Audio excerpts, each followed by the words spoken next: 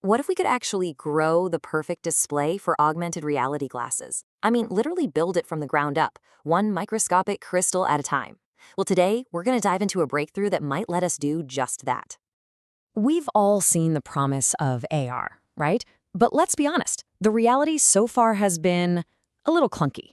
That dream of having sleek, affordable smart glasses has been stuck behind one major roadblock. The tiny, super complex components that get the light into your eyes are just incredibly hard and incredibly expensive to make. So it really boils down to two completely different ways of thinking. For years, we've used the top-down approach. It's kind of like being a microscopic sculptor.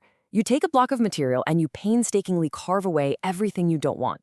It works, but it needs these master molds that can cost 100 grand a piece. But what if we could flip that script entirely? Instead of carving, what if we could grow the exact structure we need from the bottom up and let physics do all the hard work for us? So where do you even start with an idea that big? Well, it turns out nature beat us to it by a few million years. It solved the problem of creating brilliant colors a long time ago without using any pigments or dyes at all. It's all thanks to this phenomenon called structural color. You know that incredible shimmering blue on a morpho butterfly's wing? Or the fire inside an opal? That's not from paint. It's not chemistry. It's pure physics. It's geometry. The color actually comes from billions of microscopic structures that are perfectly shaped and spaced to reflect only one specific color of light. And this is where it gets really elegant. If you can make these structures yourself, say out of tiny little nanospheres, you can control the color just by changing their size. That's it. Think about that. You want to shift the color from violet all the way to red? You don't need a new material. You just change one single number, the diameter of the spheres. And here's exactly what that looks like in practice. It's so direct. If you need a crystal that reflects deep blue light for your AR display, boom, you use spheres that are 137 nanometers across. You want to make the red part of the display. You just swap them out for spheres that are 192 nanometers. It's basically a programmable color system at the nanoscale. Okay, so we've got our building blocks, these tiny color-coded spheres.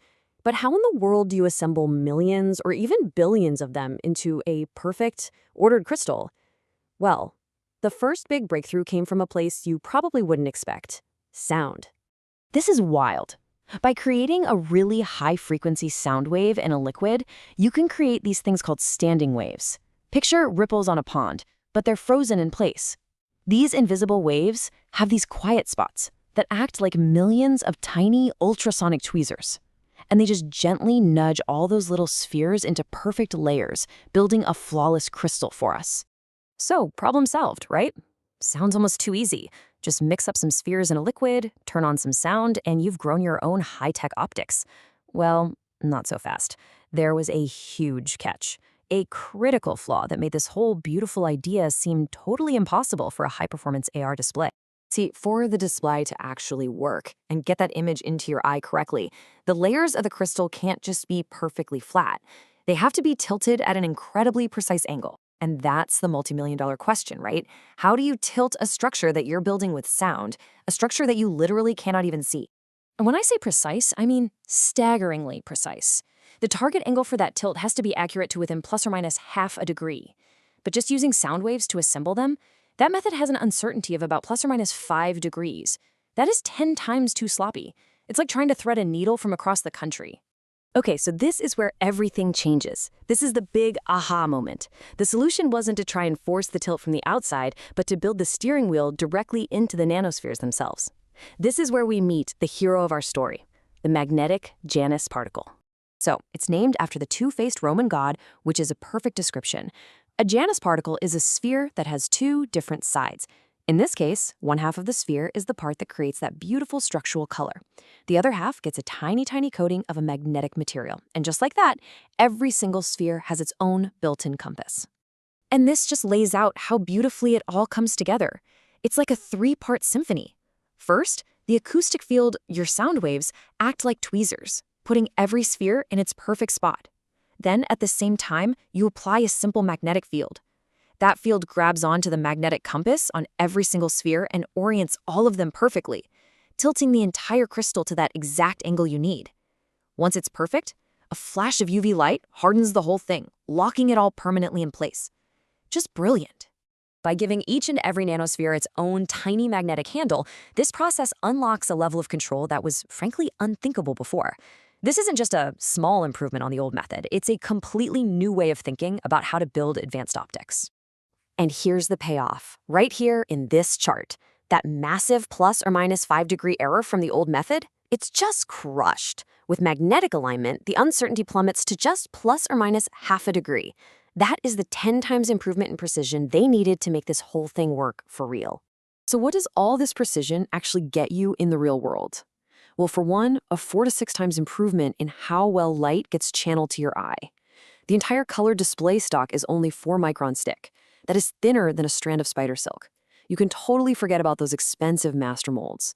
And maybe the coolest part of all is that the quality control is built right in. If you see the right color, you know the crystal formed correctly. So how does this new kid on the block stack up against the established giants like HoloLens 2 or Magic Leap 2? I mean, those devices are built with that super expensive top-down process. Well, you can see right here that this new bottom-up approach is already incredibly competitive on performance, and it introduces a brand new capability the others just don't have, that precise magnetic control over the crystal tilt. So when you boil it all down, what they've done is transform a ridiculously complex, inflexible, and expensive manufacturing problem into something that is just elegant. Everything is controlled by 3 simple inputs. The size of the sphere sets the color. The angle of the magnetic field sets the tilt, and the strength of the fields makes sure the quality is perfect. Simple. This breakthrough is absolutely going to change AR displays. But it leaves us with an even bigger question. This is more than a new way to make glasses. It's a new way to build with matter itself. It really makes you wonder, what else could we create if we could build our world from the bottom up, one perfect nanosphere at a time?